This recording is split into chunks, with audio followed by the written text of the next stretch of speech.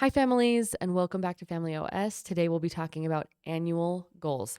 This is the paper you're looking for in your little booklet. It says annual goals at the top, and you'll notice there are only 3 boxes because we are not setting more than 3 annual goals. You are busy. You've got a lot going on with work and activities and church service and everything else that's going on.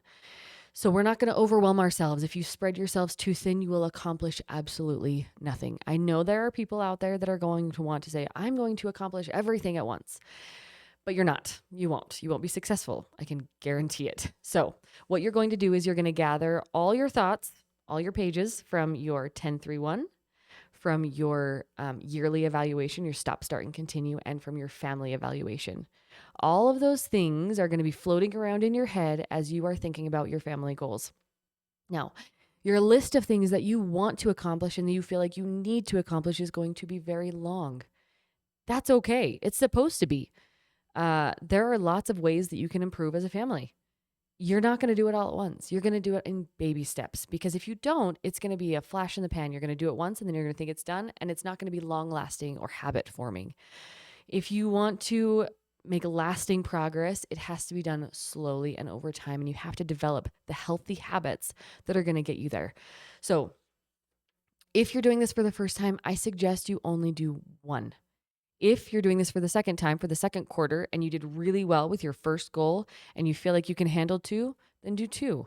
I would not do 3 unless you are rock solid at doing everything else in Family OS. So, if this is your first time, seriously, just do 1. You're going to take all those things, all those ideas that are floating around in your head, and come up with the most important thing, the thing that is going to benefit your family the very, very most. And you're going to write it down. Now, goals must be written smart. And a lot of you already have heard you need to write SMART goals. What this basically means is that it has to be measurable. It can't be, oh, we want our house to be more peaceful. Okay, you do want your house to be more peaceful, but it has to be something that you can say, yes, we actually did this, or no, we did not. You could make progress toward peace, but what does that actually look like? So think about something that could be measurable. You can say, yes, we actually did this, or no, we actually didn't.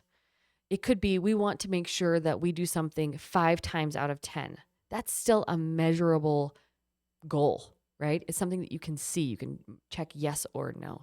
So make sure that it's measurable. Make sure that it's attainable, that it's something that you can actually accomplish. You are not going to transform your family in from having a ton of contention to super peaceful in 3 months. It's not possible. It's not going to happen. I guess I shouldn't say it's not possible. Miracles can happen, but it's not likely and it's not necessarily attainable. You can do one thing that's going to help your family become a more peaceful family from a full of contention family. And that's going to be progress, right? But you're not going to change everything in a day. You're not going to change everything in a quarter. You might not even change everything in a year, but you can do one measurable thing. So identify what thing it is that you want to accomplish, what is the outcome that you want to have in the end, and then kind of work backwards and set that goal. Make sure that it's attainable, make sure that it's measurable, and make sure that everybody is on board. Everybody has to care about this. If a goal is not important to you in your heart and in your mind, it won't work because you won't care enough to do it. So it has to be something that everybody is on board with. So good luck. This could be a lengthy conversation, or if you already know what it is that you want to accomplish, it could take 5 minutes. Write it down and feel great about it, and then move on to the next thing. Okay.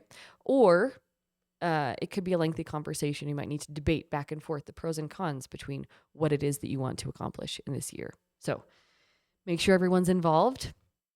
Have a great conversation. It can be a debate without having contention. Nobody needs to go walk away mad.